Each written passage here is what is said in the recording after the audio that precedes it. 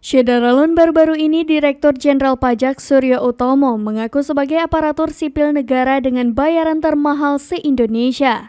Dalam acara peringatan Hari Anti Korupsi Sedunia 2022, Suryo mengungkapkan betapa beratnya beban seorang pegawai pajak untuk menegakkan integritas dan profesionalitas dalam bekerja.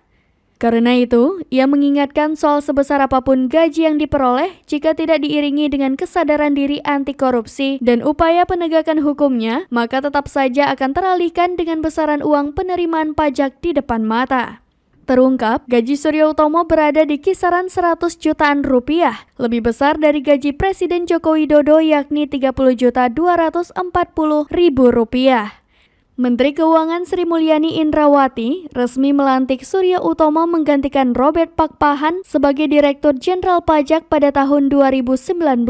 Di jabatannya yang baru ini, Sri Mulyani mengatakan tugas Suryo sangat berat. Pasalnya, sebagai seorang kepala institusi perpajakan, Suryo mengemban beban untuk mengelola 70% penerimaan negara yang berasal dari perpajakan. Suryo sebelumnya menjabat sebagai staf ahli Menteri Keuangan bidang kepatuhan pajak. Ia kemudian menjabat sebagai Kepala Seksi PPN Industri pada tahun 1998, sebagai Kepala Seksi Pajak Penghasilan Badan pada tahun 2002.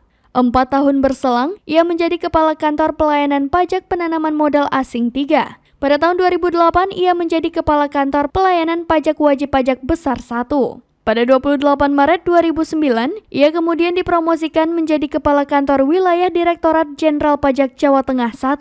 Pada tahun 2010, Suryo menjadi Direktur Peraturan Perpajakan 1 dan 31 Maret 2015 ia menjadi Direktur Ekstensifikasi dan Penilaian. Karirnya terus melesat. Pada 1 Juli 2015, beliau dipercaya menjabat sebagai staf ahli Menteri Keuangan bidang kepatuhan pajak. Pada 1 November 2019, Suryo resmi dilantik oleh Menteri Keuangan Sri Mulyani Indrawati menjadi Direktur Jenderal Pajak.